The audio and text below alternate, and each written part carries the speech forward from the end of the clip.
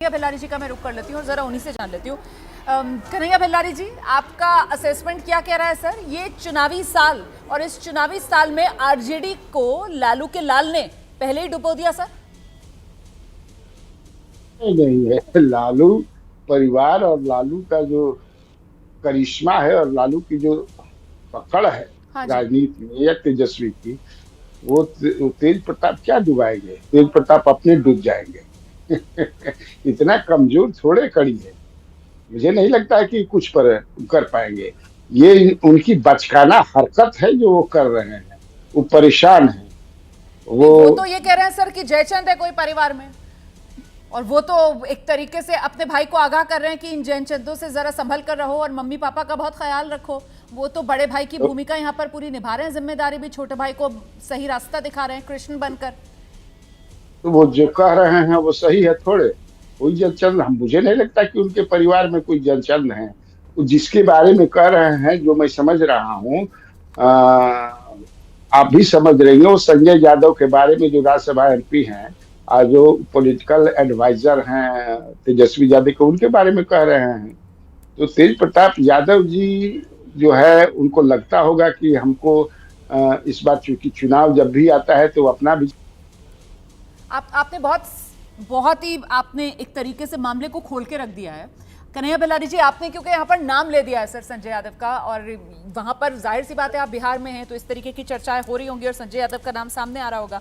लेकिन सर मेरा सवाल ये कि अगर संजय यादव को लेकर ये निशाना तेज प्रताप यादव साध रहे हैं तो इसका मतलब तो साफ तौर पर यह है ना कि भाइयों के अंदर कलह है, क्योंकि संजय यादव मतलब तेजस्वी यादव के राइट हैंड।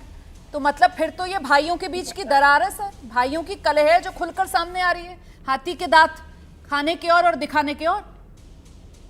रोहरा जी, मैं ये कह रहा हूँ और जिम्मेवारी के साथ कह रहा हूँ कि वो प्रयास कर रहे हैं या उनके मार्फत कोई करवा रहा है, लेकिन वो मुझे नहीं लगता है कि सफल होंगे।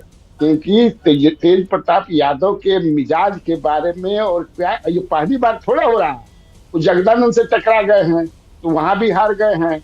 जो किए हैं कहाँ। इसीलिए ने उनका परिवार चाहता था कि ये बिजनेस करें। लारा एजेंसी मोटरसाइकिल का खुलवाया गया औरंगाबाद में, लालू राबड़ी। फिर अगरबत्ती का इनसे एजेंसी दिलवाया गया कि वो भी समझ जाइए। लेकिन इनको वो नहीं हो पाएगा। जो भी प्रयास कर रहा है, जो भी कर रहे हैं, फिर देखिएगा अंत में आकर के ये सरेंडर बोलेंगे कि माफ कर दीजिए। लेकिन इस बार जो ये कर रहे हैं, और एक बार आपको एक बात और भी मैं बता दूं, जी। जहां तक मुझे जानकारी हो, मैंने एकदम 100% को सही मान करके चलिएगा कि इनको टिकट टुकट नहीं मिलने जा रहा है। हाँ, चुनाव के बाद एमएलसी उमएलसी ये बन सकते हैं, हो सकता है राज्यसभा में भी चले जाए, लेकिन ये कहीं से भी इस बार इनको टिकट टुकट नहीं मिलने जा रहा है, क्योंकि सर ये तो लालू आपने और परिवार जो अवसरवादिता, है। अब मतलब सर आपकी इस बात पे तो फिर ये लगेगा कि क्या जबरदस्त अवसरवादिता है लालू परिवार की।